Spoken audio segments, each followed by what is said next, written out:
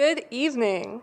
Welcome to the Cato Institute. My name is Chelsea Follett. I'm managing editor of humanprogress.org here at the Cato Institute and a policy analyst in the Center for Global Liberty and Prosperity. A web project, humanprogress.org is a web project that documents with data how innovation is helping to transform our lives for the better. And so the topic of tonight's discussion is very much relevant to what we do.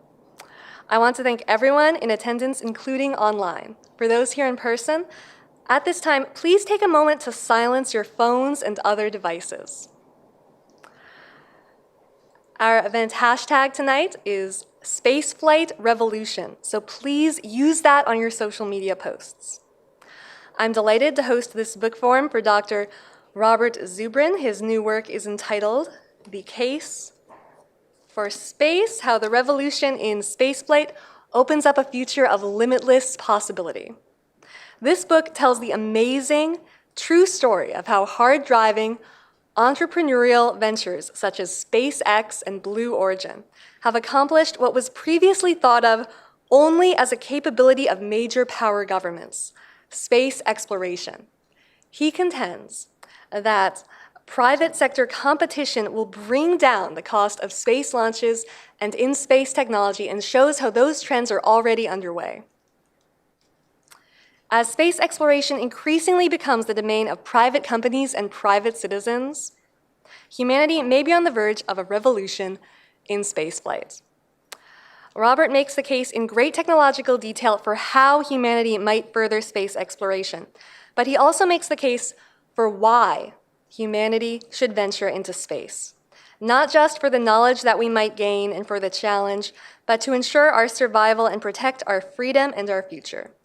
In his book, Robert writes, "There is nothing more valuable than freedom." He opines that space colonies, like the city-states of the ancient Greek islands, would allow a multitude of diverse societies to flourish, and that the opening up of a vast new frontier is naturally conducive to individual freedom. This book lays out a compelling vision for the future of humanity in space. So without further ado, let me introduce our distinguished speakers. Dr. Robert Zubrin is the president of the Mars Society, an international organization dedicated to furthering the exploration and eventual settlement of Mars. And he is also the president of Pioneer Astronautics, an aerospace research and development company. For many years, he worked as a senior engineer for Lockheed Martin Astronautics, and he has testified before Congress about the future of space exploration. He is the author of many critically acclaimed books, including The Case for Mars. His writing has also appeared in publications including The New York Times, The Washington Post, Scientific American, and many others. He has appeared on major media including CNN, C-SPAN, BBC, ABC, NBC, and NPR, and the Discovery Channel. He holds a master's degree in aeronautics and astronautics and a PhD in nuclear engineering from the University of Washington. You can follow him on Twitter at Robert_Zubrin, Z-U-B-R-I-N. We are also pleased to have with us tonight Berin Szóka.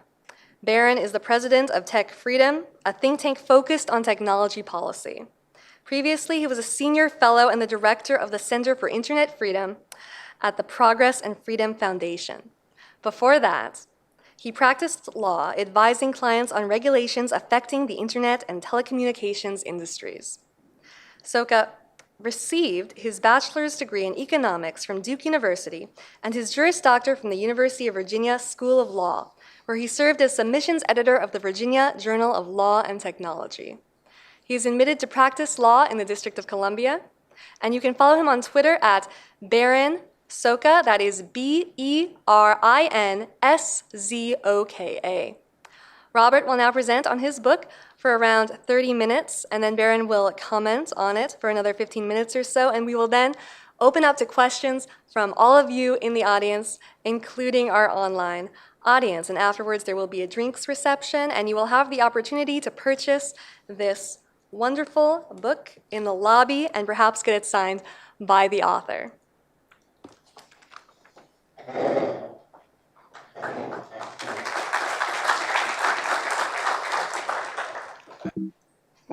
going on? Perhaps. Well, thank you for that very kind introduction, and thanks to all of you for turning out to hear what I have to say, and even more for the cause to which you are dedicated more broadly, the cause of human liberty. It's the most important cause there is. So I'm going to talk about, yes, the revolution in spaceflight, the future of limitless possibility that it could open, and the case of why this is absolutely necessary, not merely desirable, but necessary. And that's a lot to talk about in half an hour. I won't be able to cover it all, but yes, fortunately, I have written a book on the subject, and you buy them, I'll sign them, no perhaps about it. Okay, so first, the revolution. Okay, this, something that many of you may have seen online, this is February 2018. This is the launch and landing of the Falcon Heavy. Now, anyone who saw this no doubt thought it was cool, but if you don't know the background to this, you don't know how cool this really was. Okay, because in 2010, President Obama put together a blue ribbon committee headed up by my old boss, Norm Augustine, the CEO of Lockheed Martin, to evaluate whether the Bush Moon Initiative was possible within acceptable cost limits. And they came to the conclusion that it was not, because according to them, development of a heavy lift vehicle would take at least 12 years and cost at least, wait for it, $36 billion. Now, Musk did it in 6 years at a cost of less than $1 billion, and to cap it all, the thing is 3/4 reusable.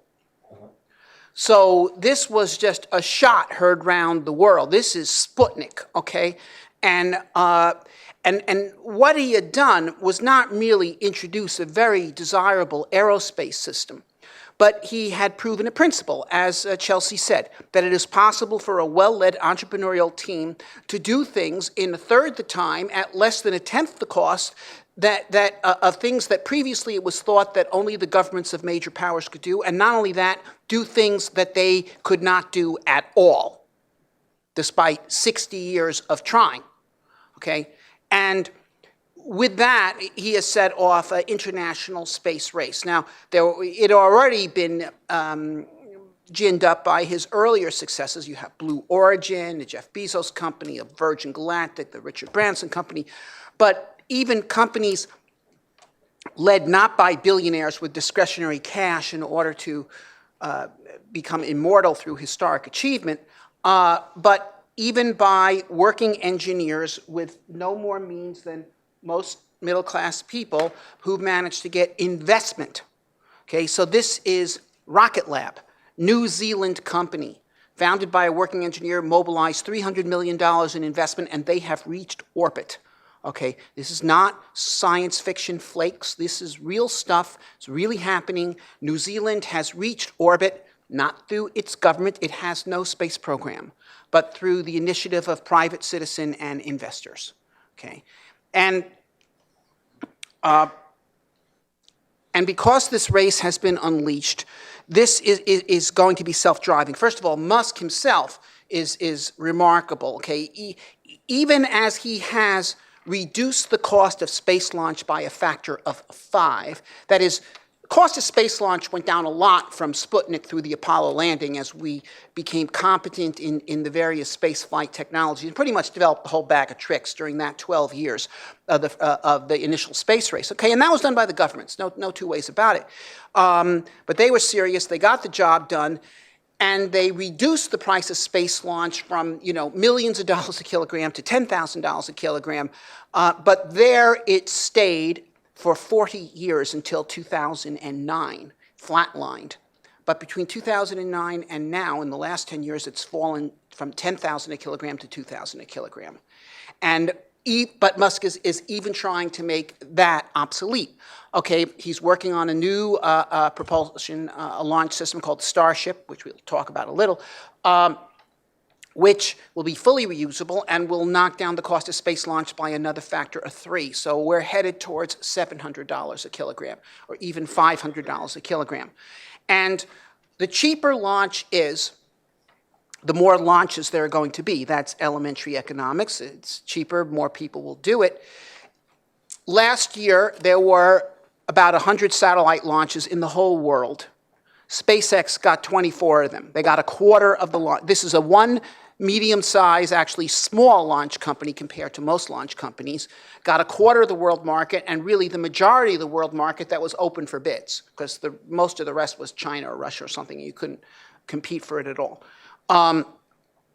Now, because of the lowering of launch cost, I think very quickly we're going to see 200, 300 satellite launches a year. That, in turn, will contribute to further lowering of launch costs as the cost of launch is spread out over more launches.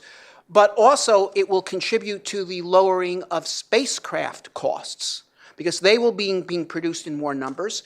And furthermore, the designers of spacecraft will be less conservative. For the past half century, the prevailing wisdom among spacecraft designers is don't use anything that hasn't been used before. Because the launch is so expensive, you don't want to risk your whole spacecraft for some 20% improvement in some system. Okay? So it's like the person, who won't see any movies he hasn't seen before. You saw The Wizard of Oz when you were kids, good movie, okay? Play it safe from there on, nothing else. It's not the way to get a broad education. But now you're going to have this. So then there is another revolution that has been going on, really driven by developments outside the space community, but now starting to take advantage of, which is in spacecraft miniaturization. We're now seeing micro spacecraft, 10-kilogram spacecraft that can do things that previously it took 1,000-kilogram spacecraft to do. And not only are they much smaller and lighter and therefore cheaper to launch, they're also cheaper to build. They're $1 million, $2 million spacecraft instead of hundreds of millions of dollars. And that's another way that will facilitate the opening of space. Now, I do believe, though, that if we're going to make space travel comparable to air travel, okay, air travel, like from here to Los Angeles, maybe $5 a kilogram, not $500 a kilogram, okay? How do we get there? You can't do it with 300 satellite launches a year or something like that. But reusable launch vehicles opens up a new market altogether, which is surface-to-surface flight on Earth. For the past 3,000 years, people have made money on the ocean. And some have made money actually taking wealth from the ocean, for instance, by fishing or sponging or something. But far more wealth has been developed on the ocean by using the ocean as a global low-drag medium for commerce. The ocean connects every port to every port on Earth with a lower drag medium than is available on land in general. And that's where the serious money in maritime activity has been. Well, space is a zero-drag medium collecting every point to every point. And you can travel from anywhere on Earth to every other place on Earth in less than an hour if you go through space. This, of course, is unthinkable with expendable vehicles, but it becomes rational with, conceivable anyway, with reusable vehicles. And I've run the numbers. Now, of course, we won't see this everywhere to everywhere. It probably is going to have to be from ports, so you can launch offshore and land offshore, so not have all the noise of rockets in the city. But the Starship, if it was used as a transport of this kind, I've worked the business case out, and they probably could make this thing work with a ticket price Los Angeles to Sydney of $20,000. Now, that is more than I've ever paid for an airplane ticket. Okay, but that is the price of a first-class ticket Los Angeles to Sydney right now. And all those people get for that money is a tablecloth, a free drink, and, well, that's what they get. And whereas this, you're getting there in less than an hour instead of in 15, and you're getting half an hour zero gravity, and the stars are spaced out your window. Okay, that could be. All right, and now, instead of hundreds of flights per year, we're talking hundreds of flights every day. Okay. Now, and as they become more common, well, if you get a bigger market like this, then you start making space craft components at costs of other things. A rocket engine is less complex than your car. But your car costs $20,000 or something, a rocket engine, you're not going to get for less than millions. Why? Because one is a mass production item and the other isn't. But if you start producing rocket engines not in ones or twos, but in thousands, tens of thousands, then they become cheaper, and all the other flight systems, same thing. Now, and this will open up the way for orbital commerce. Things like orbital research labs, even orbital manufacturing, which were demonstrated in principle on the space station, but could not remotely be commercial because of the tremendous costs of the space shuttle and also the bureaucracy of the space station. But now if you're talking about cutting the cost of access to orbit by an order of magnitude, and furthermore, that means that there'll be private space stations which won't put up 4 years of red tape before you can fly your experiment on it and so forth. You're going to start seeing that kind of stuff. So I think we can see lots of orbital activity. But what about getting out there? Now, the problem here is this, okay, and I'll explain what I think the business case is for settlement of Mars in a few minutes. But there is a threshold to be crossed before we can have economically self-sustaining colonies on Mars or the Moon or something. And the government's going to have to be involved in this. And as you may have heard, the Trump administration claims it wants to land people on the Moon by 2024. And I actually think it's good that they set a deadline on that. That's the only thing that makes it meaningful. I don't think they're going to achieve that, okay, because they're not approaching it in a way that is efficient or effective. And I'll make it real simple. NASA actually has two very distinct modes of operation. They have a purpose-driven mode and a vendor-driven mode, okay? Purpose-driven mode, you spend money to do things. In the vendor-driven mode, you do things in order to spend money, okay? Now, the Apollo program was purpose-driven. It wasn't science-driven, but it was certainly purpose-driven. We were going to astonish the world with what free people could do, and there was no bunk allowed, okay? These NASA science program has got some problems here and there, but overall it was and has remained purpose-driven, and that's why their accomplishments have been epic with the Hubble Space Telescope and the rovers on Mars and Cassini at Saturn, all this stuff. I mean, wow, okay? People are going to be talking about these missions 500 years from now. But the human spaceflight program, since the end of the Apollo, has not been purpose-driven, and it's become a captive of its vendors, and it has existed to serve its vendors, and so it does things in the most inefficient way possible. Quite literally. And so now here you have NASA's plan for how they're going to land people on the Moon. And you'll notice the headline, "Surely you're joking, Mr. Bridenstine." Okay, because this plan requires 4 launches for every lunar mission. It requires 5 different spacecraft and 6 rendezvous. Okay, this plan is designed to give a piece of the action to as many people as possible. Okay, which is insanity simply from an engineering point of view. Okay, because if any one of these 15 things goes wrong, you lose the whole mission.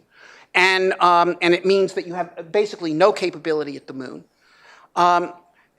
NASA has to not simply add on the space entrepreneurs as additional vendors to be satisfied with some action. It has to make use of their capabilities to reduce the cost and complexity of the mission. Okay, and in the book, I describe my plan for the Moon, known as Moon Direct. And so here's the chart. It looks a lot simpler, doesn't it? I don't really have time right now to go through the mission modes, but suffice to say, we only use heavy lift at the beginning. We, as rapidly as possible, develop the production of oxygen on the Moon, which you can. There's water on the Moon, can be broken down to produce hydrogen and oxygen. And once you have that, you don't need heavy lift anymore for the missions, and you can do repeat lunar missions with a single launch of a medium lift launch vehicle. Okay, and that's what you would do if you actually wanted to go and conduct activity on the Moon at minimum cost instead of maximum cost. Okay, now that means that only one kid gets a part in the school play. Okay, so that's a problem, but it's not a problem if you are purpose-driven instead of vendor-driven. Okay, and then Mars the same way. The Mars Direct plan, which is described in great detail in my earlier book, The Case for Mars, and is described in one chapter in this book. You could use something like the Starship to launch to Mars a Earth return vehicle. Musk says he's going to fly the whole Starship to Mars, refuel it there, fly it back. That puts the Starship out of action for 3 years. I would just fly it to Earth orbit and stage off of it. and send a smaller vehicle to Mars, which you refuel, and it requires much less fuel to send it back. And then after that has made its fuel, you send the crew out in a HAB module and so on. I'm not going to focus in this talk on so much on the engineering of this, but I'll be happy to answer questions. And I believe Mars actually is the real target here. Mars is far richer in materials that can be turned into resources than the moon. It not only has much more plentiful water, it has carbon. The moon has none. We're carbon-based life forms. We're made of carbon. Everything we eat is made of carbon. I'm not going to eat this, but everything we use is made of carbon and made with the help of carbon, and nitrogen and all this other stuff. And here's the thing, okay? I'll be brief-ish on this. Okay, sure, we can do initial missions to Mars with government money, and we can use a lot less government money if we take advantage of the entrepreneurial revolution and our ingenuity in creating resources on Mars. But even so, they'll have to import something. What's the export? Okay, inventions. A Mars colony will be a group of technologically adept people in a frontier environment where they're going to be forced to innovate and free to innovate. There's going to be nothing in shorter supply on Mars than human labor time. And so there'll be a tremendous driver, as there was in frontier America and colonial America, for labor-saving machinery. And in this case, that goes beyond simply reapers and things of this sort to robotics, artificial intelligence, the modern-day analog of the labor-saving machinery, Yankee ingenuity that made the development of America possible. Ultra-productive, genetically modified crops, because they're going to be using greenhouse agriculture. They won't have acres and acres to grow things in. And these sorts of inventions, whether they're in robotics, artificial intelligence, genetically modified organisms, will be licensable as patents on Earth. And there's your money for your imports. As soon as the cost of space transportation has been reduced low enough, and as soon as we have used the initial Mars base to develop enough technologies to make rocket fuel on Mars, oxygen, extract water, grow crops, make plastic, steel, fabrics, wires, tubes, habitation structures. As soon as we can make all the heavy things on Mars and the cost of what we do have to send goes down, then this sort of business plan starts to work. Okay, I talk about the potential of asteroid mining. You probably have heard about that. I'll talk about another one, though, the outer solar system. Okay, why would anyone want to settle the outer solar system? Well, the atmospheres of the outer solar system are rich in a substance that does not exist on Earth at all. A little bit of it does exist on the moon. It's called helium-3. What's helium-3? It's an isotope of helium that's the ideal fuel for fusion reactors. Now, okay, fusion, oh, that's like reusable space launch. Yeah, precisely. Musk is not interested in fusion, but by the example that he set of the power of entrepreneurial activity, he has started an entrepreneurial race in fusion technology. Because what investors did is they looked at what he did, and they looked at fusion, which of course has been going almost nowhere for the past 30 years, and said, maybe the problem here is not fundamentally technological. Maybe it's institutional. Maybe it's the wrong kind of organization doing it. And I have to tell you a story, because I actually worked in the fusion program a bit in the 80s. I was at Los Alamos. And I can remember one group lunch that we had, and the group leader looked at us and he said, when fusion power is finally developed, it's not going to be at a place like Los Alamos or Livermore. It's going to be a couple of crackpots working in a garage. And we all laughed because, fusion's hard and it's complicated, and crackpots in garage, no. But a startup in a warehouse, yes. And here, that's Tri-Alpha Energy Fusion, California-based. They've gotten $500 million in investment, and they're moving fast. That $500 million is more than the US government's fusion budget. And these people are not talking about taking 30 years to build a reactor and start it, like the ITER program. In business, and especially high tech, cost is people times time. And so you try to go fast, and they're all going fast.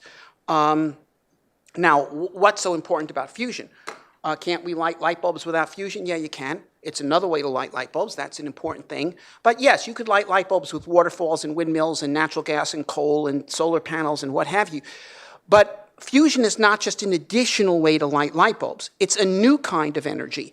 And it can do things that waterfalls can't do, like fusion rockets. And fusion rockets can, in principle, get to exhaust velocities of about 7% the speed of light. And a rocket can generally be built to get up to about twice its exhaust velocity. So you're talking about spacecraft that can achieve 10% the speed of light, which means not only rapid travel around the solar system, it's a marginal capability for interstellar flight. And that's what we're opening up here. Okay? And then, yes, terraforming planets, that's Mars. Not the Mars that is, it's the Mars that will be. Because we're life, it's the nature of life to take barren environments and transform them into those that are friendly for the development and propagation of life. So if we go to Mars, we'll bring it to life, okay? And we should. Now,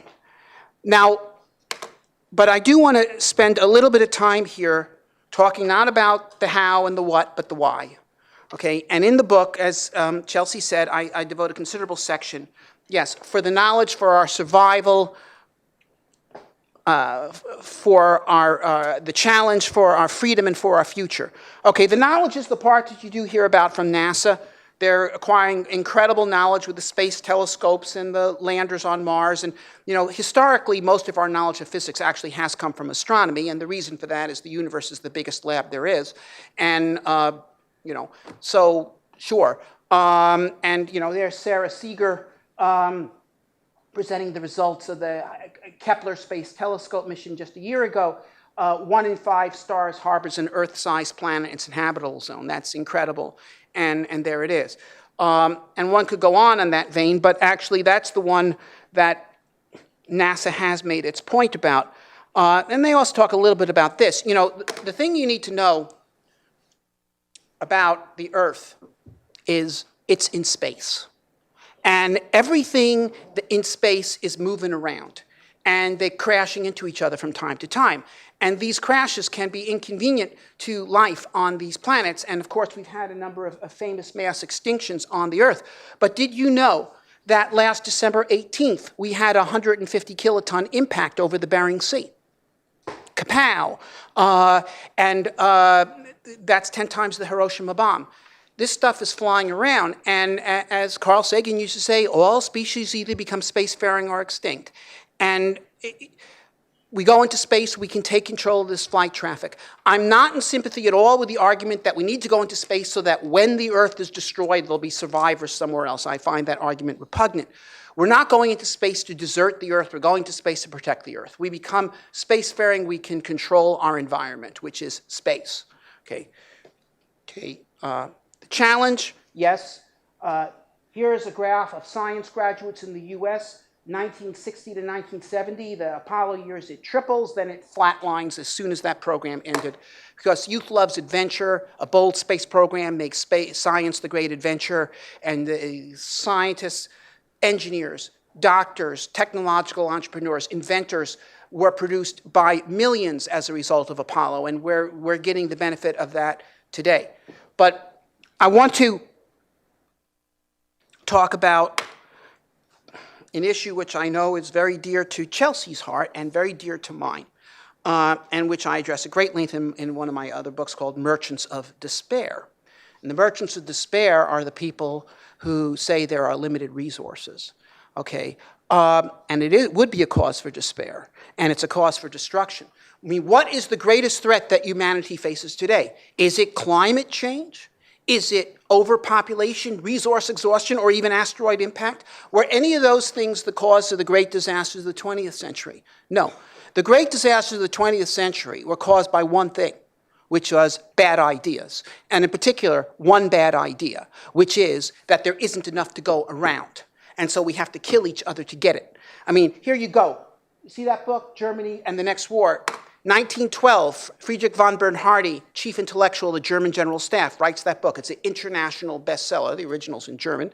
And he says, look, there's only so much here. Who's going to get Eurasia? It's going to be us or the Russians. We're going to have to fight it out with them sooner or later, better sooner than later before they industrialize. So let's go to war as soon as we can. And so 2 years later, they take advantage of the assassination of the Archduke to let loose hell on a Europe which had never been doing better, and Germany, which had never been doing better. And then 1939, Hitler, even more hysterically, the laws of existence require uninterrupted killing so that the better may live. German needs living space. Total nonsense. Germany today is significantly smaller than the Third Reich. It has a larger population, but a much higher standard of living. Why? Because of the advance of technology and invention, some of which was developed by Germans, but the large majority by people from all over the world, including notably people they were trying to exterminate. And okay, so it was all in their heads. Okay, we are not threatened by there being too many people. We are threatened by people who think there are too many people. Okay, and even today, okay, there you go.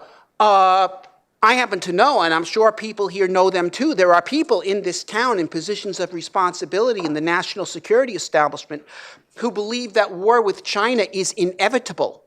Why? Because there's over 1 billion of them, and if they have a standard of living like ours and they all have cars, there won't be enough oil in the world.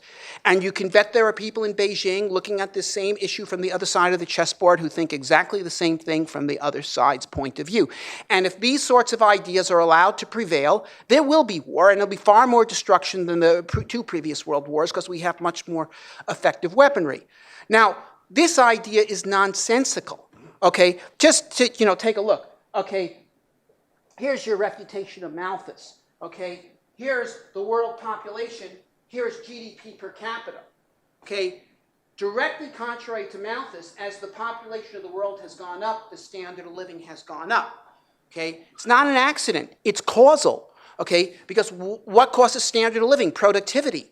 What causes productivity? Technology. The more people, the more inventors, and the more inventions are cumulative. And that's why the standard of living has gone up with population. And, there's probably a lot of people here who can remember the Club of Rome, 1972, are going to run out of everything by the year 2000, right? And they knew because they had a computer so they could make an infallible prediction. Okay, 2000 comes around, we didn't run out of anything. In fact, all these raw materials they thought would be rarer were more cheap and larger reserves relative to current use than was the case in 1972. Okay, but, okay, sure, okay, they were wrong. But here's the punchline to that. A few years after that, they held a reunion, which the proceedings are available in a book called The Limits to Growth Revisited. And what they said is, a lot of people think that we were wrong because our predictions did not come true. Okay, but we were actually right. We have to be right because this is a finite planet and there's only so much to go around. And so even though it didn't come out on the time that we predicted, it must run out sooner or later. It must. Okay, now they're wrong, okay? There's actually an infinite amount of resources on Earth, okay? Because resource availability is not a function of stuff, it's how fast it moves. But trying to prove that to people is like trying to prove to a mathematically uneducated person that there's an infinite number of points in a line segment. Unless you know math, okay, with some sophistication, it seems self-evident that a line segment is a finite thing. There's only a certain number of points can be between here and here, okay? But anyone can accept the idea that there's an infinite number of points in a line that goes infinitely in both directions. That's easy to see. So the point here is not that we're going to get oil from Mars. We're not, okay? We'll get inventions from Mars. We'll get a new creative partner in the project of advancing human civilization. But what we'll get by doing this is proof. Proof that humans are not consumers, we are creators. Okay, that there's no such thing as a natural resource, there's just resourceful people, okay? And that it's not true that there isn't just so much to go around because the Earth comes with an infinite sky. And that's the case for space. Thank you.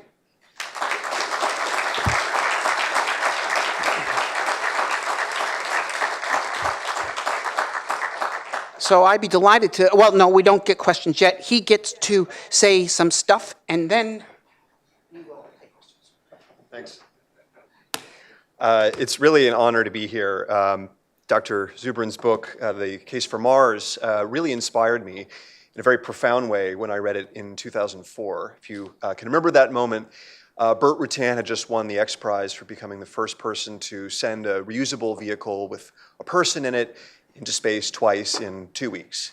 And that was a real moment, just like the Sputnik moment that Dr. Zubrin described that has just happened with SpaceX. And I was a young law clerk at that point. I just graduated law school, and I read a number of books, but the one that moved me most was The Case for Mars. It inspired me. A lot of the book is really about the power of ideas to inspire people, and I think you'll all get that when you read the book, which I would highly recommend that you do. But what I would tell you from that experience, from getting so inspired by Dr. Zubrin's book, by what was happening at that point, is really two things. One, prophecy is one thing, but timing's quite another. So my advice to all of you who are interested in this field is probably you shouldn't quit your day jobs. You probably shouldn't try to do what I tried to do, which was to decide I was going to build my legal career in space law and start an institute for space law and policy, ISLAP, the cleverest think tank name you've never heard of, because it didn't get off the ground, because as it turned out, there really wasn't a market for that. I have done space law work over the last 15 years, but it's been very, very slow going. And that's really the nature of this field. Dr. Zubrin may be right about everything he says, but I don't think anybody in this room, including him, can predict how long any of those things will take. And so when he says, for instance, that one of the most inspiring passages of the book, that all this can soon become attainable. A new force is broken loose. A new tree is growing. We have only to water it, foster it, clear its way upward, and make sure that no one does anything to kill it. In some sense, I do think that's true. And I find that vision very compelling. I do consider him a prophet. But as I say, I quibble with the word soon. We really have no idea how long that's going to take. And more importantly, we really don't know what it's going to look like. He describes a number of things that could be plausible scenarios, could be plausible business models. Those things could happen.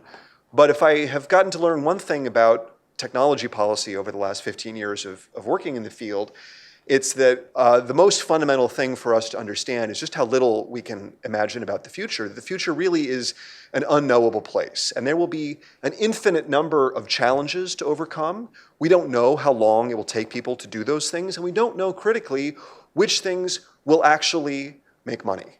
Because at the end of the day, there are grand institutional forces at work here. Governments will do what they're going to do. There are real national security issues at stake, and the national security of the United States is going to drive this country to invest in certain things, and that's going to play an important role in what the settlement of the space frontier looks like. But at the end of the day, the promise that he describes, you can think of that as macroeconomics. Yes, there's a new world that you could see from Spain in 1492, and there are all sorts of prophecies you could make about how that new world will be colonized or opened up or what that will look like. But nobody could possibly have imagined what it actually looked like, because it wasn't one plan.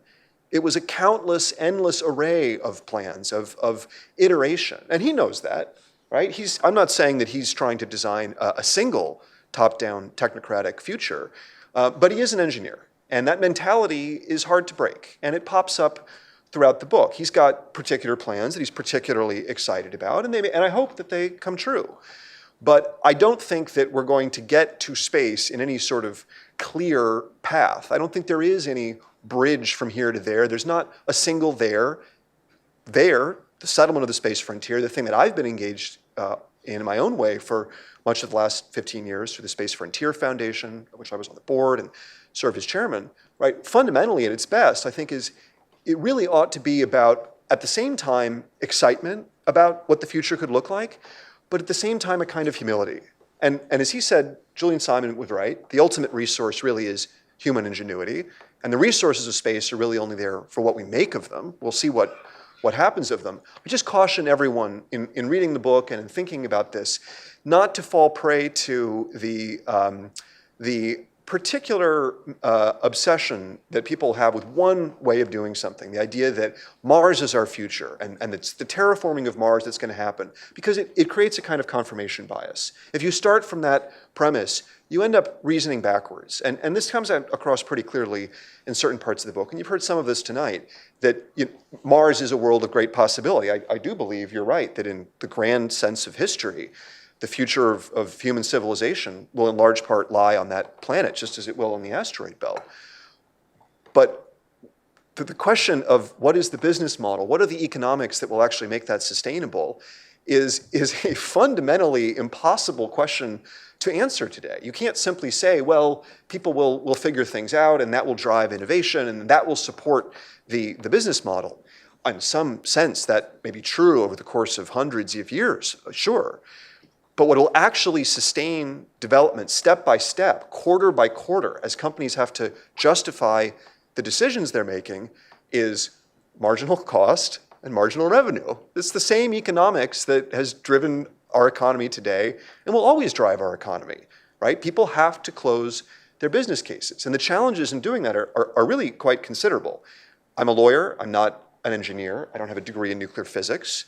I suspect no one else here does besides Dr. Zubrin. So I'm not going to get into the kinds of debates with him that you would hear at a space conference where people who are actually engineers or actually physicists would say, well, you might underestimate how serious the problem of radiation is to deal with, or the effects of microgravity. There are other people who could give you those responses on those issues. I'll instead just talk about a few things that I know something about. I've talked a little bit about economics. It's a big part of what I do. The internet revolution is, I think, an important contrast to this. Right? The internet revolution is in many ways very similar. It is about settling the electronic frontier. That's why we have the Electronic Frontier Foundation. That's why people think about cyberspace as a vast uncharted territory. But the single most important lesson to draw from that is that nobody could have imagined what the internet of today would have looked like back in 1995 or 2000 or 2005 or even 2010, even 2015. It is constantly changing. And if I got up here today and told you, the future is X, Y, and Z, and artificial intelligence is going to do the following, I would, of course, be proven wrong, right? Now, there are some constants that he can describe, and he does very usefully, right? There are some important factors that really are just matters of physics and that do lend themselves to certain kinds of launch architecture. And for those reasons, the book is incredibly worth reading. It's important to understand those things that we do understand about the future, what it takes to get outside the Earth's gravity well, why the moon is an easier base of operations than the Earth is, right? All those things are essentially based on constants of physics, right? Those are things that an engineer is eminently qualified to talk about. But when it comes to making predictions about what will actually close business cases, I'm not qualified to do that. He's not qualified to do that. We can do it notionally. It's useful to think about those things. But don't confuse those for predictions of what the future's actually really going to look like step by step. It's inherently going to be messier than that. And so then we come to my area of expertise. So I'm a policy wonk. I'm a lawyer. I deal with what Congress does and how law works every day. And when I read a book like this, I inevitably see that the arguments, when an author attempts to bring things down to today and to what this audience in the present time can do, the audience is encouraged, the readers are encouraged to do things like supporting private space companies, right? Because they are going to face a lot of obstacles. And he's absolutely right. And it's really important and valuable for someone to tell a story as compelling as his. But prophecy plays an important role in inspiring people to go into careers, to as he points out, the number of people who got degrees in the hard sciences went through the roof after the Apollo project. People like me were inspired by the success of Burt Rutan in 2004. People are being inspired today. And it's similarly important to inspire people to make their voices heard in our democratic process to defend companies that are facing regulatory obstacles. That's all very useful.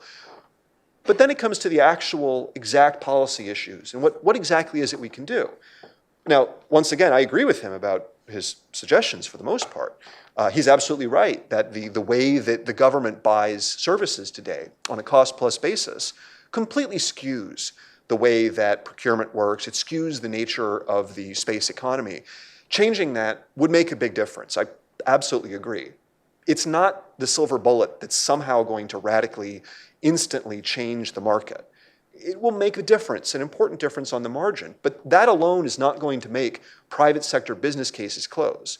Now, I'm not saying that this is all about markets. Governments have played an important role. The most important thing governments have done in the last few years has been being a good buyer of goods and services. Part of the reason that SpaceX has succeeded is the Obama administration had a policy of buying commercial crew and cargo transportation services to the International Space Station. That's a good example. And he's right that there are other ways that we could imagine those sorts of partnerships working. But I do want to inject a note of skepticism. COTS, the Commercial Orbital Transportation Service procurement program, was a fairly marginal program relative to NASA's overall budget. I don't think it's realistic to expect that NASA is going to fundamentally change into the kind of organization that we would like to see it be, because that's not what it was designed to do. NASA was designed to create jobs spread across as many congressional districts as possible, right? This is just a political reality. We could want it to change. That's not going to make it change overnight.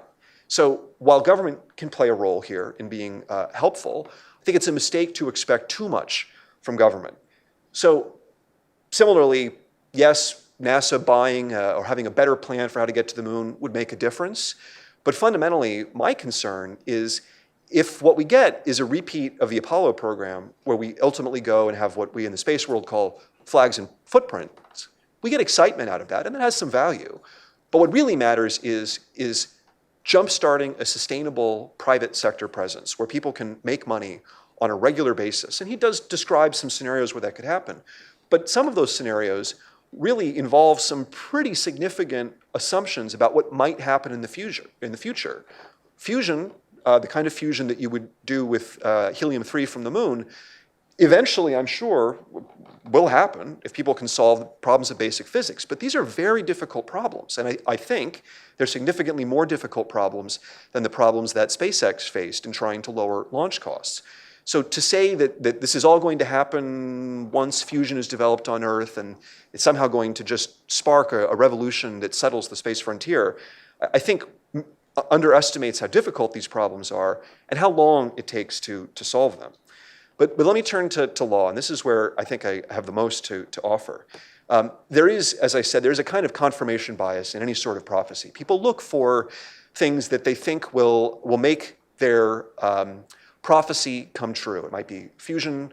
It might be if we just go somewhere and life is very difficult, those challenges will inspire us to try harder. Innovation will come from that, and that will be what closes our business model. And that's really what you see in him making the case for Mars as an immediate matter.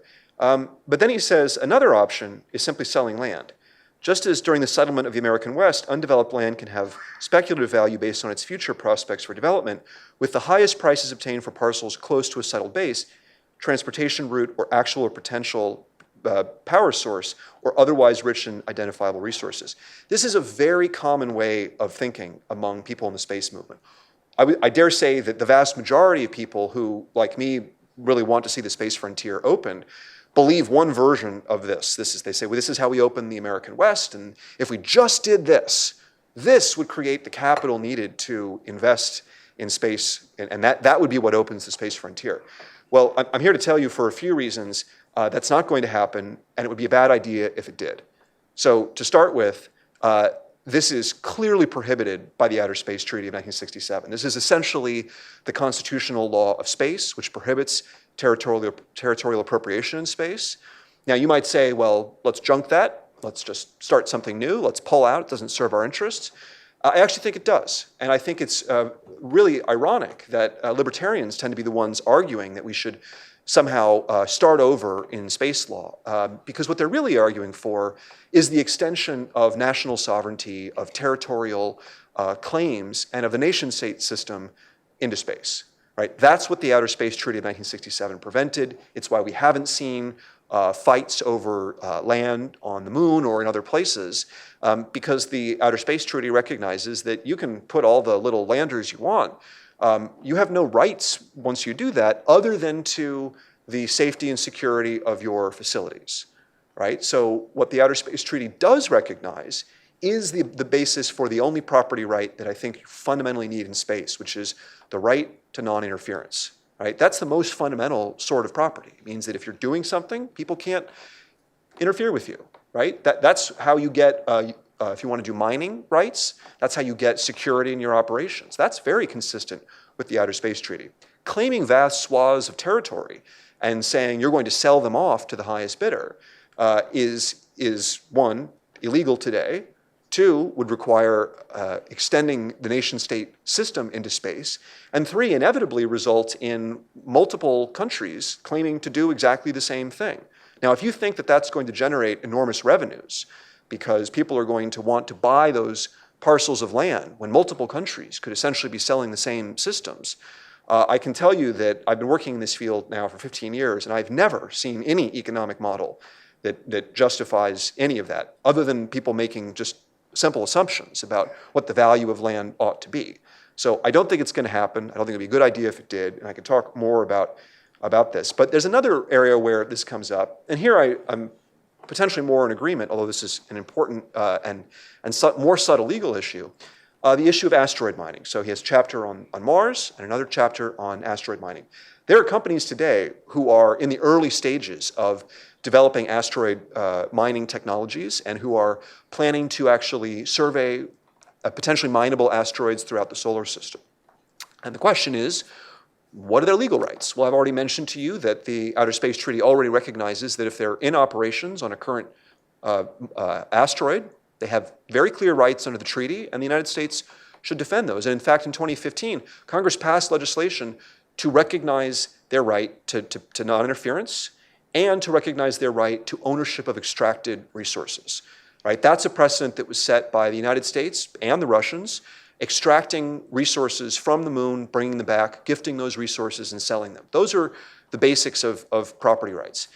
But there are some people who want to go further. They want some kind of mining claim system.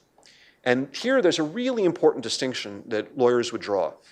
He, in one passage of the book, says, with a stroke of a pen, a vibrant, privately funded space exploration effort could be brought into being, one that would use the daring and genius of the free market to rapidly bring the knowledge and benefits of the untapped resources of the solar system to humankind.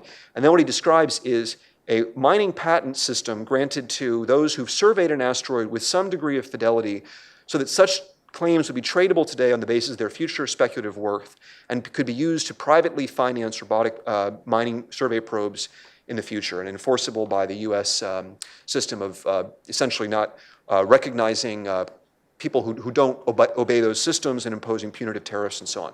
So there is a version of this that I actually would support and that I've called for in our work and we've urged Congress to do. But there's a really important distinction that's to be drawn here. So there's ownership of the objects, there's non-interference rights, and then there are two very different kinds of mining claims. The one that I would support is the kind that we actually have in the United States Code today for the deep seabed. So no one, unless you're a really hardcore space lawyer or a law of the sea lawyer probably knows this, but in the 1970s, when the United Nations was working towards the Law of the Sea Treaty, the United States government, United States Senate passed legislation that created a system of the United States recognizing exclusive mining claims to the deep seabed floor, and importantly, a system to recognize other countries' systems of law and interlocking claims, so that if Canada licensed a particular country to mine a particular area of the seabed floor, the United States wouldn't do so and vice versa. Right? That system is on the books today. That this is never developed for essential economic reasons. The technology doesn't exist to make this cost effective, but the system is there. Now, what this does not do is, I think, what he wants. It does not allow you to say, I've spotted a few useful objects and I'm going to sell off those in order to raise money. Instead, it works like a traditional mining claim, where you identify useful resources, and then you have a series of milestones that you have to achieve in order to perfect your claim. And if you don't, you lose it. Now, that's the kind of system that I would call for in space. I don't think that that violates the Outer Space Treaty. But critically, for this to work, it has to be one that we can get other countries to buy into, so that we have a system of interlocking claims, just as we do today for the deep seabed floor. For that to work, it would have to be a system that recognizes, look, you've survey that object.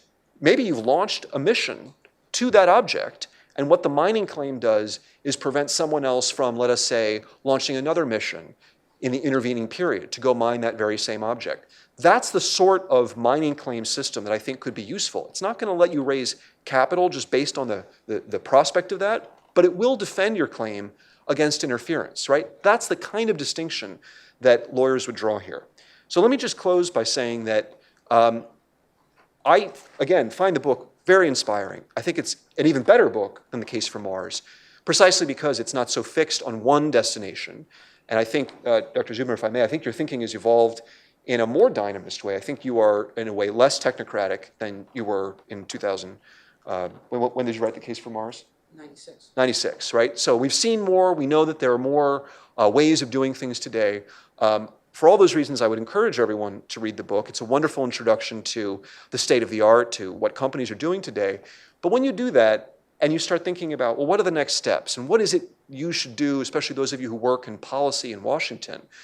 I would really urge you to remember that there are various areas of specialization and expertise. I would never presume to tell Dr. Zubrin about engineering or physics matters. That's not my specialty.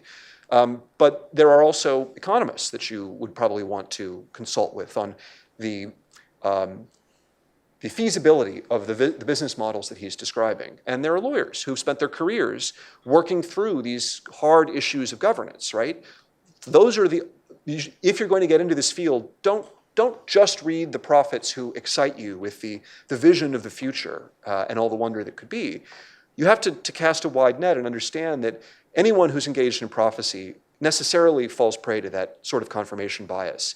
And if you really want to dig in and you want to decide where you should devote your time and resources, you need to cast a wider net in your reading and in picking the fights that are most important.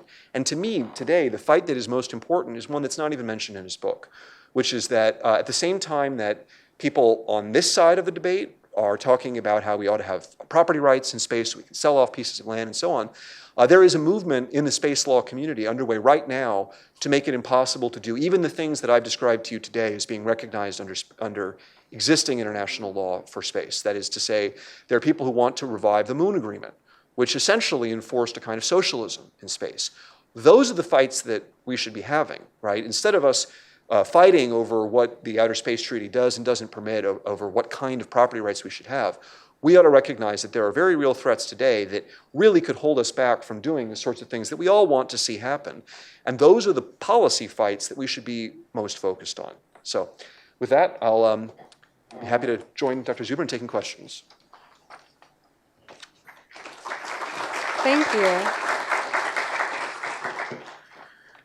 Okay, thank you both. So before we open up to questions from the audience, I do just want to start off the discussion with a quick question for Robert, which also I think will allow him to respond a bit to some of the things that Berin was saying.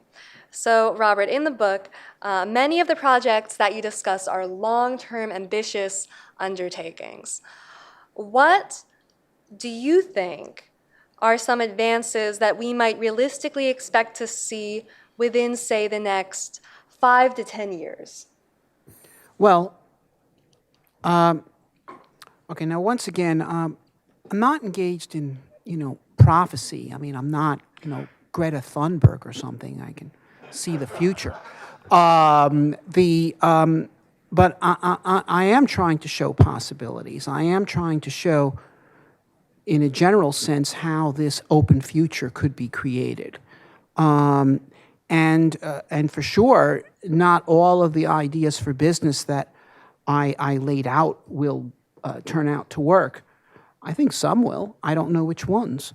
And the same is true with a lot of terrestrial business ventures, But look, I do believe that we will achieve fully reusable space launch, fully operational.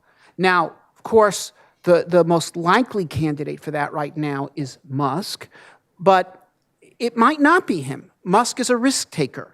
Okay, his success is not fated. He has plenty of enemies. He skates close to the edge of the ice.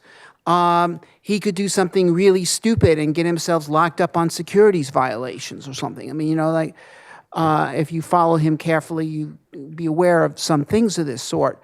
On the other hand, if he wasn't a risk taker, he wouldn't be getting as far as he has. But what he has done is he has let the cats out of the bag. He has shown it could be done. If Musk skated off the ice tomorrow, someone would be there to pick up the banner. And if the Musk operation succeeds, okay, he says he's going to have the Starship reach Earth orbit within 6 months. I don't think so. Gwynne Shotwell's a bit more conservative, says within a year. I doubt it.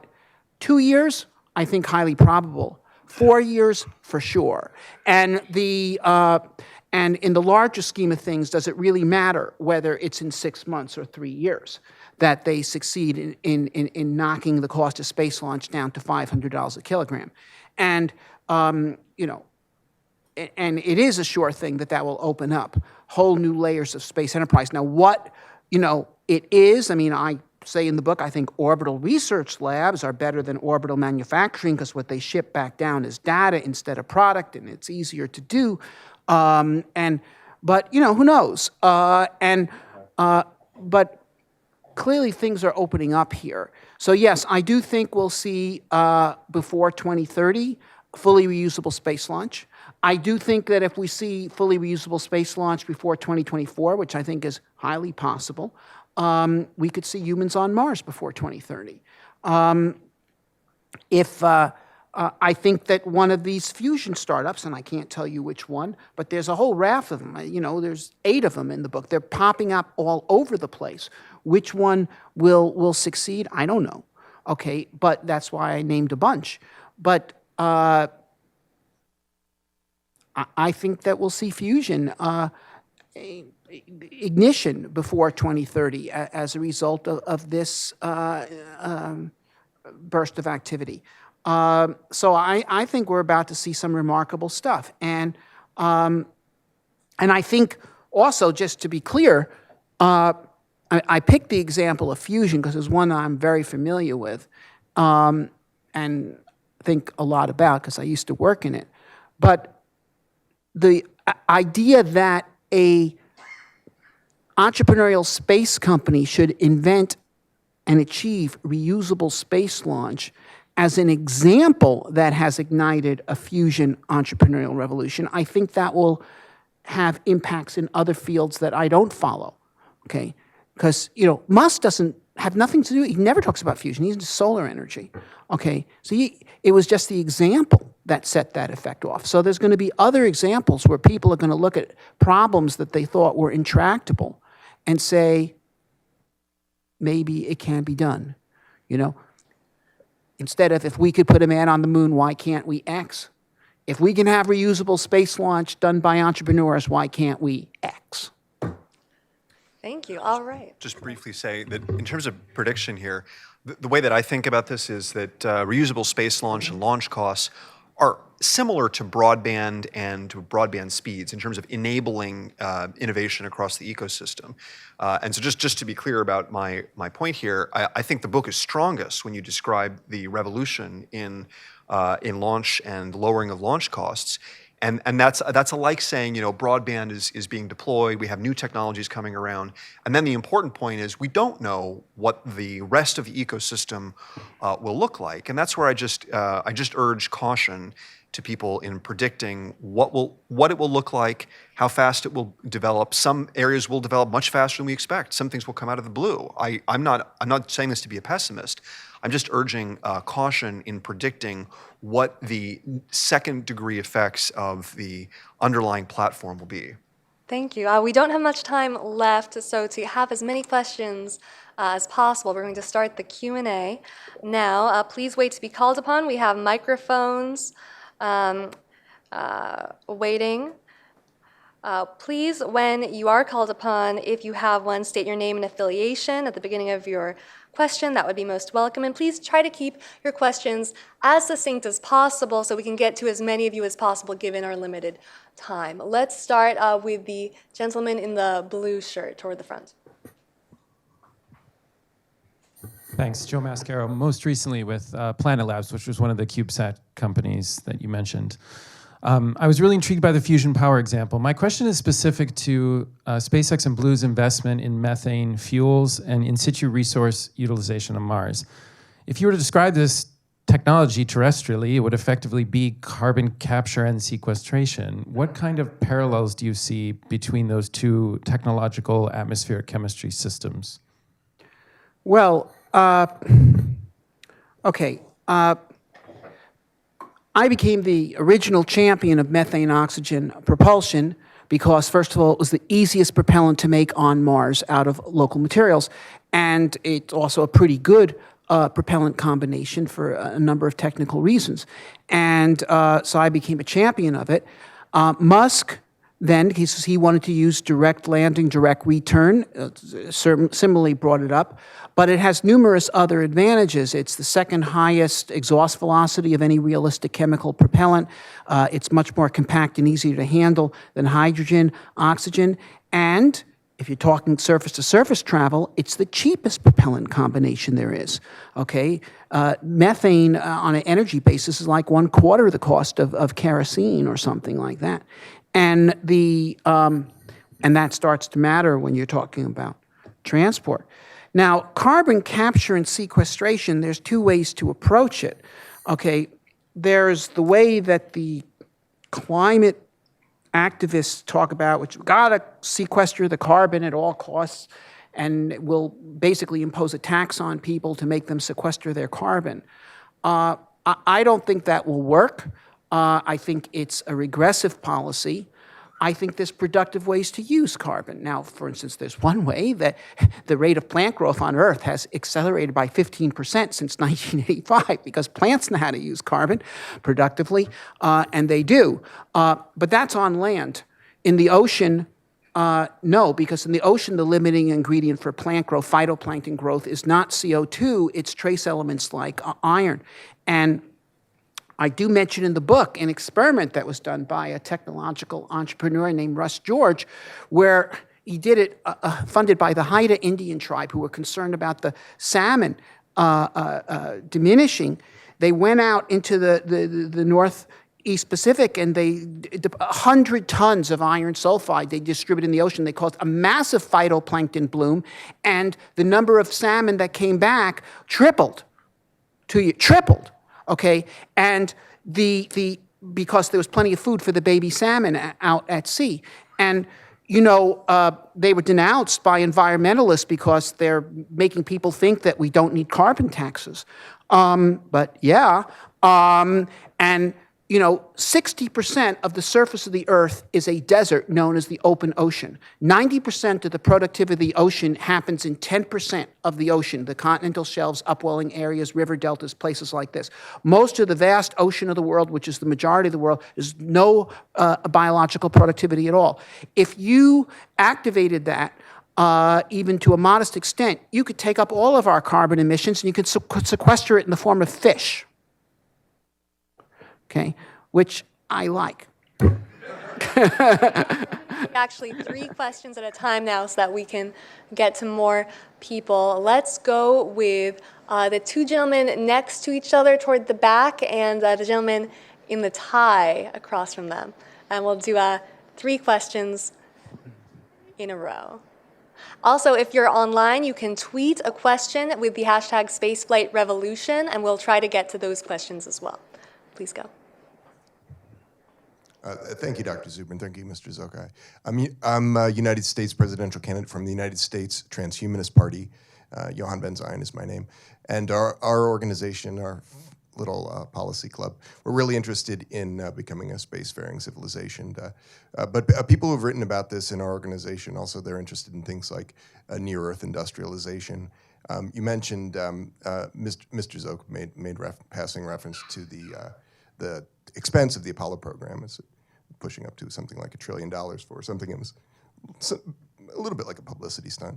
What would you say, how would you say the would be best practices for near-Earth industrialization and infrastructure and using these society's limited resources in the most responsible way towards becoming more outwardly bound? Okay, and the two other questions before we get to answers. Oh, okay. Hi, I'm Dan Elton. I work at NIH. My question was for Dr. Zubrin. You mentioned that you don't like the argument of sending humanity off Earth to back up humanity. I was wondering, do you see something fundamentally wrong with that argument, or is it just because of PR concerns? And because personally, I find that argument quite compelling, especially with pandemic risks and other existential risks that we face. And the third question, thank you. Yes, Tim. Thank you to you both. My name is Ross Hatley. I'm with the Space Policy Institute and the Office of Space Commerce. My question is to both, I suppose. Musk had the aha moment that we could potentially walk away from the Russian sources, retool this from the ground up. CubeSats had an enabling technology of digital miniaturizations, et cetera. Is there something similar to that going on in the launch industry, that technology is now such that we're able to achieve the sorts of things that Musk woke up and said, let's try this? Or is it perhaps that it's a matter of structural incentives, institutions, that has delayed what we're seeing now by years, decades, perhaps? All right. Why don't you answer the first one, and I'll take the next two. Yeah, well, I mean, it clearly has, right? The U.S. government has clearly not been incentivized to buy in a way that would change the business model for launch services. That could have happened earlier. That said, it's also true that the buyers, this is the chicken and egg problem that Dr. Zubrin describes, the buyers for launch services thus far have been cost insensitive because they've had very large, expensive satellites, and it hasn't really mattered that much. So it's not an accident that you see this, you see these developing hand in hand, that you see people building smaller, cheaper satellites at the same time that launch costs are developing. So that is taking off for private sector reasons as well. All right, let me address the second question. Why I find the lifeboat or Elysium argument unappealing. And it's not just well, okay, I know you're having a hard time, but don't worry, I'll survive. Which is sort of the Kurds are expressing their opinion of that to our troops this week. See you around, fellas. We're going where it's safe. But no, it is that it's fundamentally wrong. The idea is, while there is a planet B, I also want to keep planet A. And and by creating additional forms of of human civilization, we strengthen its capacity. Europeans colonized North America, and not to create a lifeboat for Western civilization, but to add to its strength as a dynamic force in human affairs. Okay, and it wasn't an effort to evacuate Europe or to have a spare continent in case Europe was destroyed. It added a dynamic new branch of human civilization that innovated in democracy and technology, and created steamboats and telegraphs and electric light bulbs and centrally generated electrical power and aeroplanes and computers and so forth. And the idea is not to have survivors for when this civilization collapses, but to make this civilization much stronger so that it does not collapse. And that not only that its rate of progress and its rate of achievement becomes much greater. Okay, so that's my vision there. Okay, and it's together to Mars, then together with Mars. And the first question was about best practices for resource extraction near Earth. Oh, well, that was when I was trying to stick him. I think the question was more about what's the right amount for the government to spend, essentially, and how to justify government investment. Well, the fellow from the first question is a complicated question, but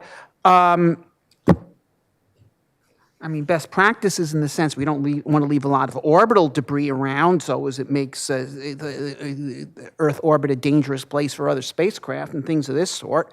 Okay, so there's a need for regulation of that type, just as like we don't want to have unconstrained littering, as libertarian as many of us are. We do think that there should be trash cans and so forth. But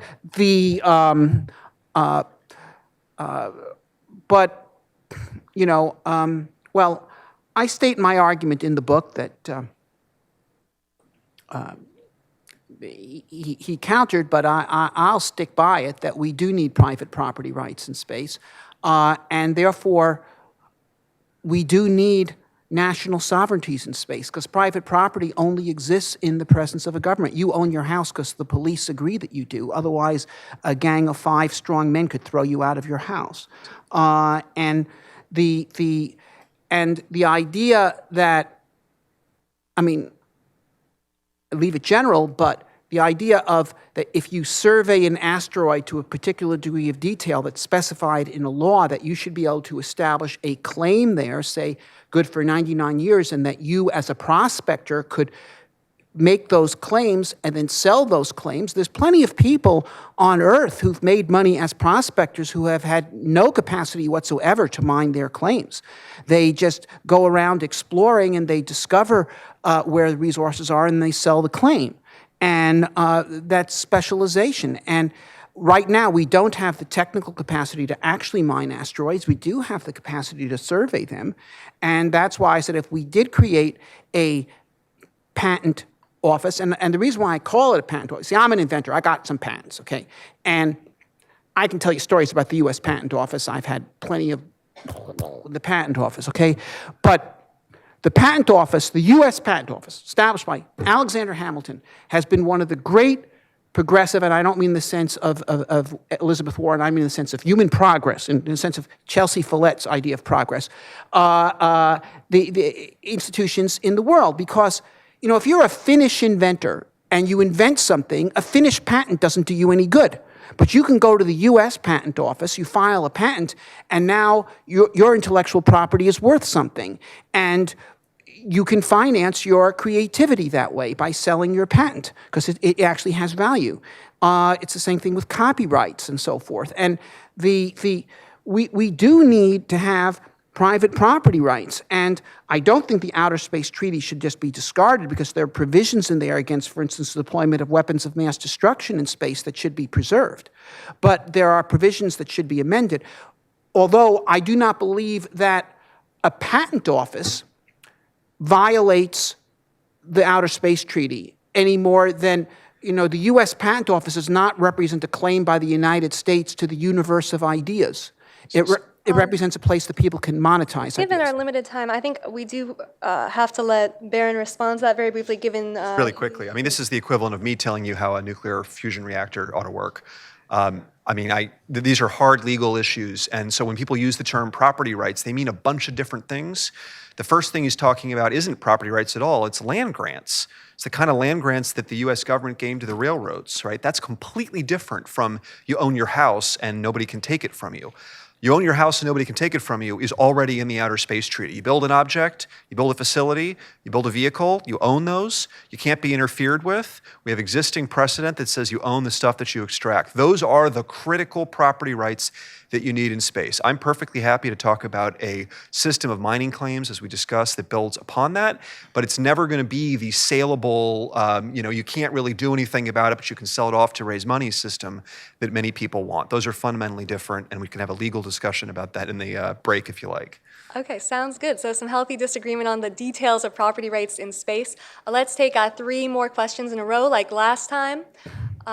Let's go with the gentleman in the sweater, then the one in front in blue, and the gentleman in the middle. Thank you. Thank you both for your presentations. Very interesting. My name is John. I'm from the Center for the National Interest. And I was going to direct this question at Mr. Szóka. Sorry, I should to pronounce that. I'll leave the Z's to him. Yes. So regarding space law, I'm curious to know how you would prevent the extension of the nation state into space, partly because nation states have a way of being very, nation statey with all of their military technology, but also concerns with dual use objects. So for instance, the same kind of things you'd use to mine or to repair can also be used for military purposes. Yeah. And I'm just wondering how you'd prevent that. So really quickly. Where'd Oh, Andrew sorry, go? I forgot. Next. Hi, Andrew Follett, Club for Growth. Dr. Zubrin, what's the best example of NASA's random mode versus purpose-driven mode that does not involve the James Webb Space Telescope? Okay, and as gentleman in the middle, in the black blazer.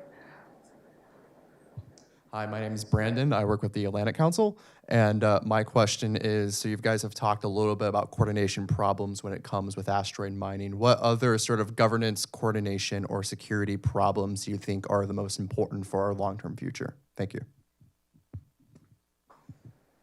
Should we Okay, start so with the first question was to you. It's your book. Why don't you respond to that? All right, purpose-driven versus vendor-driven. Well, okay, look, last year NASA launched the Test Space Telescope. It's a planet finder. They launched it on a Falcon 9. They could have launched it on a Delta IV. The launch would have cost 4 times as much, but it would have launched it. They chose to launch it on a Falcon 9. Now, that may seem like a no-brainer. I would argue that it does take a brain to choose to the better launcher. But, okay, it's not a genius act. But here we go with talking about doing this Artemis initiative with the SLS at $1 billion a launch instead of a Starship at $100 million a launch. Okay, and not only that, the Artemis doesn't just require the SLS, it also, building the Lunar Orbit Gateway, I call it the Lunar Orbit Toll Booth.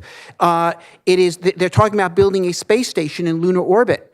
Now, here they are supposedly committed to getting people on the moon by 2024. Could you imagine if someone had come up to NASA in 1964 and say, you want to get on the moon by 1969, build a lunar orbiting space station? Okay, it's a ridiculous proposition. It is doing something in order to spend money. It does not add capability to the system. It's a liability added to the system. It will cost a lot to build. It'll cost a lot to maintain. It adds propulsion requirements to the mission. It adds timing requirements to the mission. It's a disaster. That's a vendor-driven program, okay? But using the most cost-effective technology available to achieve a definite end, that is purpose-driven. And yeah, there's imperfections in all NASA programs, but nevertheless, a lot of them have been primarily driven by a particular purpose. The Science Directorate wanted to save $200 million so they could spend it on telescopes instead of on an excessively costly launch. Okay, so just to answer your question, so what I meant when I said that the Outer Space Treaty stops the extension of the nation state into space. It's pretty complicated, actually, so let me just try to simplify it. So what it actually says is that it just changes the way that sovereignty works. So sovereignty in space is extended over persons and activities rather than over territory. So if you launch from the United States, you're a U.S. person, you launch, the U.S. government regulates what happens on your vehicle. The U.S. law applies. You murder someone in the vehicle, you get tried in federal court. You know, it's just in that sense, the nation state is operating in space. What it can't do is claim the moon or a big chunk of the moon, right? That's the fundamental distinction. And I think that's actually exactly the right approach.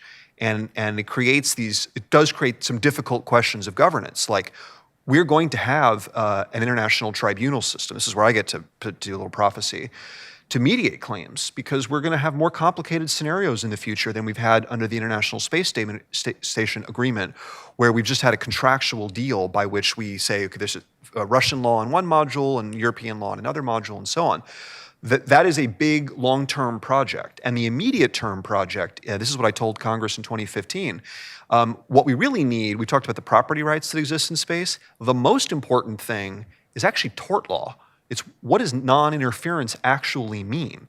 How far away from one other object is your interference considered to be significant if you land your vehicle near someone's telescope, that might be a different answer from landing your vehicle near their base. Those are the questions that ultimately real space law on the ground is going to depend upon. And this is actually a pretty good time to start thinking not about rules and regulations, but about standards and how the international arbitration process works. And that's what I would like the Congress to be working on. Dr. Zubrin mentioned orbital debris. That's also another area where we actually really could have a market-driven system today where the market doesn't work, because one of the problems in the Outer Space Treaty is that you are responsible for your object forever and nobody else can touch it without your consent. And there's a lot of stuff up in Earth orbit that is maybe belongs to the Russians, but you don't really know and you don't really have a right to remove it. My colleague Jim Dunstan has written a lot about this, about developing a law of salvage consistent with the Outer Space Treaty to allow people to remove objects that are hazards to navigation without necessarily getting consent of the original party. Those are the kinds of things we should be working on today. Okay, so just, I don't want to go on forever, but you can't develop land unless you own the land, okay? And so we do have to have the ability to own land or own things that are not exactly land, like mining rights, which is, someone can own the surface rights, someone can own the mining rights, but yes. But anyway, what is, your question was about national security. So, like, what are the biggest coordination, governance, or security problems that could, like, prevent us from being able to maximize our ability to capitalize on possibilities? For those online who cannot hear since he doesn't have a microphone, it's about coordination problems with governance in space. Well, okay. We do want to avoid conflict in space, for sure. But there's no question that space is a critical theater of military operations, Earth orbital space. And I think this is very much not fully understood, because, we've had space assets that matter in a military sense for 30 years or so, but all the wars we fought have been against people who we would have beaten anyway without them. So it seems like a frill. Okay, we got GPS, big deal. We could have beaten Saddam Hussein without the GPS. Okay, but if you want to understand how important space assets are, think of World War II, where you're fighting against an opponent with comparable capabilities, and imagine if the Axis had reconnaissance satellites, and we didn't, okay? Then the U-boats would have wiped out the North Atlantic, and we would have lost the Battle of Midway to the Japanese, and in other words, the Axis would have won World War II if they had reconnaissance satellites, which is just one component of current space military power. There's communications, there's GPS targeting of munitions and so forth. And if one side or the other was to gain space supremacy, that is exclusive control of the ability to use space assets, that would be decisive in a large-scale conventional war. So I don't know if the Space Force is an appropriate thing to do at this point. I think actually there's all sorts, it's basically an org chart argument because we had Space Command in the Air Force already, and you can argue about whether they need a separate thing. But clearly that's going to happen, and I think that it is fundamental to the security of the West, well, if possible, to obtain the ability to get space supremacy, and certainly to deny it to an adversary. And so, this is going to become increasingly important. Right, thank you. So we are at time. However, during the reception, the conversation can continue. So first of all, thank you both. I was deeply fascinated by every second of this conversation. Thank you to everyone in the audience, including online. Please be sure to pick up, again, a copy of the case for space. They will be for sale in the lobby. You may be able to get your copy signed, and please enjoy our drinks reception, and please join me in giving a round of applause for our speakers.